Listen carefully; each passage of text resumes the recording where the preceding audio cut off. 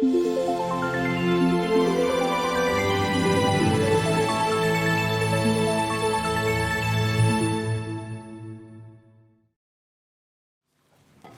afternoon. Today we will have another lecture. We all know that Chinese traditional legal culture has a long history, extensive and profound. It is a national core value of Chinese legal history and culture, reflecting the characteristics and basic spirit of Chinese law. Although Chinese traditional legal culture has many limitations because of change of times, there are still some excellent elements that can be used for reference in the construction of socialist rule of law. So these positive elements are bound to have a far-reaching impact on the current socialist legal system construction. So today we are honored to have Professor Du Junqiang to give our lecture on the Chinese traditional legal culture. The title of the lecture is Judicial Decision-Making in Traditional China and its Impact on Judicial Practice in Modern China.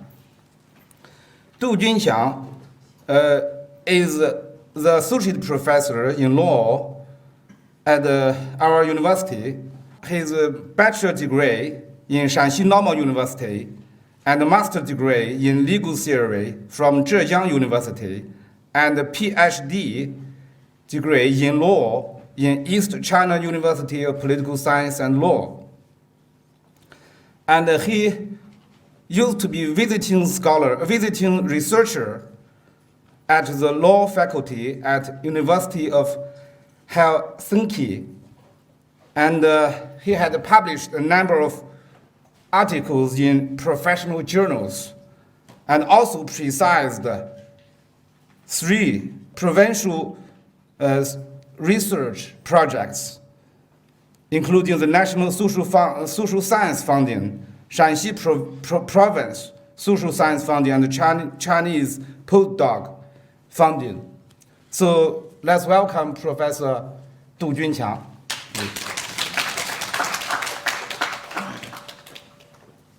First, thank you, Professor Wang's wonderful introduction, and I'm a little bit flattered. Most important, good afternoon, everyone. Welcome to the 10th lecture about the rule of law in China. And I'm very honored to be the speaker of the 10th lecture. My topic is traditional Chinese reasoning and its contemporary influences. We always hear a saying is make the past serve the present, right? Make the past serve the present. Then what kind of past we have? How do we understand our past? And what kind of present situation we hold? That's the point. We all know our country more and more care about the rule of law, and especially in the judicial practice, the government side let the people feel the justice from every case, right? From every case, then what kind of justice we believe? What kind of justice the legal system provide? Can them cohere with each other or just a conflict? What situation do we have in the judicial practice? Maybe I think we should just track back to the history of the judicial reasoning in traditional China. So today we have the topic, and that's a content. Is first I give the background of the judicial reasoning in traditional China. Based on this kind of background, there are 2 types of judicial reasoning happened and still have some connection with nowadays judicial practice in Chinese legal history. And after these 2 types of judicial reasonings check, we talk about the impact on modern China. Its impact on modern China. There are two instances. I will show you one by one. The first, the background of the judicial reasoning in traditional China. I want to start the background from the Qin dynasty. We all know Qin dynasty, a great empire. Qin dynasty, its time is BC 221 to 207. Was built mainly by following legalism and forbidding Confucianism. That's a very important thing. We all know the Qin dynasty do a lot of great things. Then how can the Qin dynasty finish this great project? There are some other things happen. They have some other framework. There are some other free system. But in the aspect of the law, they just follow the legalism and forbidding Confucianism. Then why they following the legalism and forbidding the Confucianism? Before this, we should know is what's the Confucianism care about? What's the legalism care about? Let's move on. Is Confucianism. We all know this book, right? This book, The Analects, the very classical Chinese book. The Confucian believed that if in every relationship, such as father and son, husband and wife, ruler and minister, and so on, every rule performs his or her moral obligation and show their love, order and harmony will come out. That means the Confucians thought that if we follow the rule based on the reason like this, then there will be an order. There will be an order. It may be a little bit abstract. I'll show you a case or a story. A story about uprisings from the Analects. Why this story show the uprisings? That means this story talk about the reason and the rule. The reason and the rule. One side, among my people there was a person who was so upright that when his father had stolen sheep, he given evidence against him. Follow the rule. If there's a crime, there's a report, right? No matter who breaks the law, no matter who have the responsibility or the obligation to report. But the Confucian side, our people who are upright are different. Father cover up for their sons, and son cover up for their fathers. Uprightness is to be found this. That means if the rules didn't based on the on this kind of reason is the family members believe in each other, we don't think follow the rule is follow the justice. That's the story. Why this kind of theory the Qin dynasty want to forbid this and to follow some others? Let me show you another theory is legalists. Legalists is different from Confucian. Believe the emperor should use words and punishment as a tool to keep order, and do not take love and moral obligation as base. Do not take the love and moral obligation as a base for order keeping. That you should not make the rule based on the love and moral obligations, even in a small group, such as a family. So, there's an old saying is in China, you use a cudgel or club or stick to kick your son or your daughter, you can have a good kids. That's the saying, right? Kick, be good. You always, let me tell you what is wrong, what is right, they're always a bad kid. So, in a small family, we cannot based on this kind of reason. So the whole country cannot be based on this kind of reason. By following the legalism, the Qin dynasty's legal principle in the whole legal system is what? Is the statutory law. The statutory law means the rules made by the nation, by the state, right? The statutory law following the legalism should be considered only. Other norms and reasons not, or reasons not. So never tell me, I act like this just based on some other reasons. I love my family, I love my father loves me. No, just you only can act based on the rule. The rule exactly is the statutory law made it. And they still have some others. The reason for action can be the law itself only. The law which the government made. No justifying of action can be finished by other reasons. No more other reasons. Just the law itself. Just the statutory law itself. Such as the human reason. Generally, when my father steal a sheep, I will never report my father. Why? Because I love my father. My father loves me. Never take this as a reason. Don't persuade me that persuade the ruler or the minister or the judge that that's a human reason. That's a family connection or the love. No.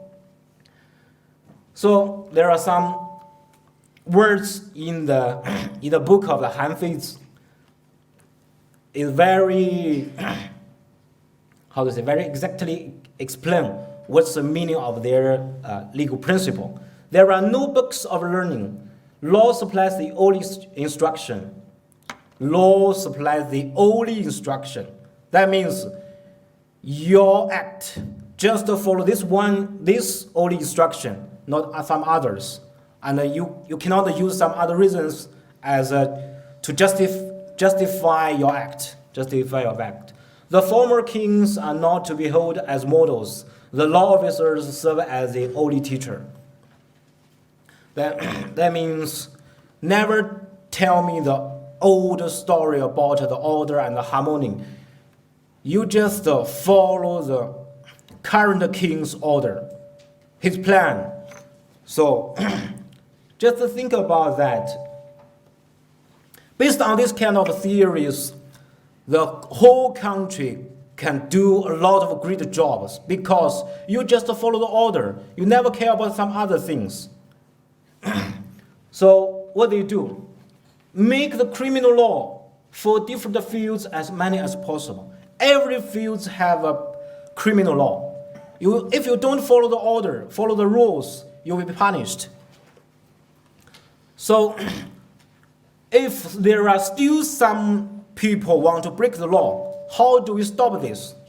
Very easy for the legalists is punish minor crime by severe punishment, then no severe crime.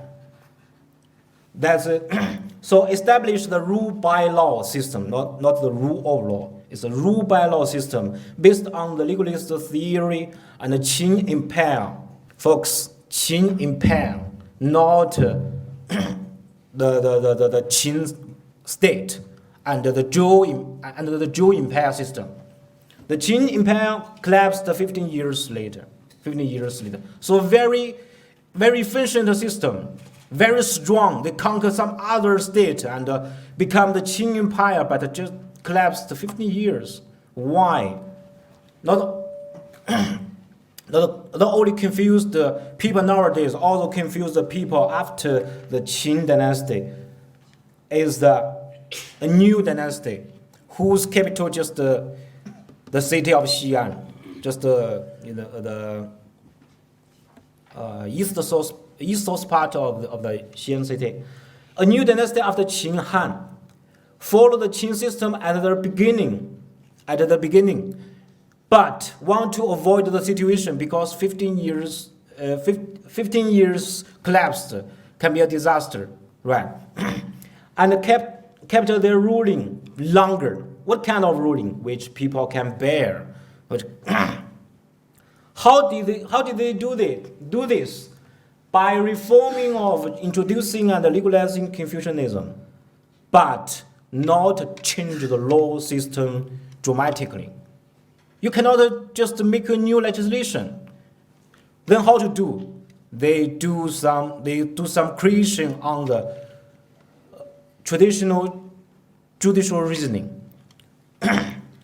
And this situation, a new style of judicial reasoning, 春秋决语, it means make the judicial decision by using or applying the classics, a classic story in the 春秋 classics. What is 春秋? 春秋 is a very important book in traditional China. 春秋 means what? 春秋 means, just think about that.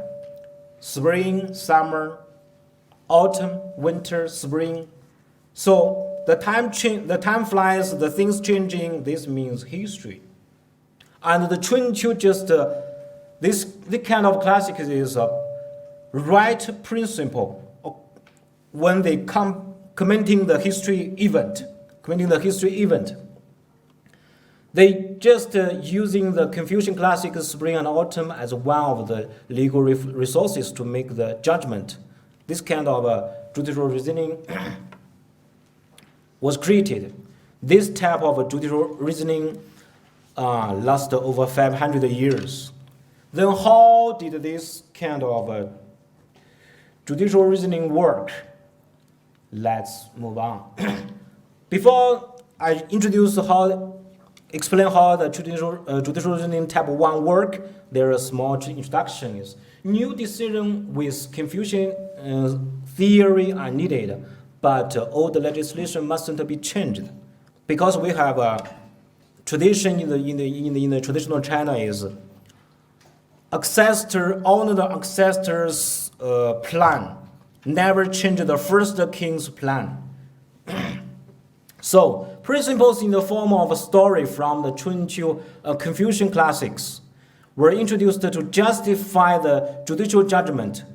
To who to justify the judicial judgment? To the old conclusion. What kind of old conclusion? The conclusions arrived by applying the old rules. The new reasoning and the context of the old legislation is called Confucianization of law. Then how this work? How this reasoning work?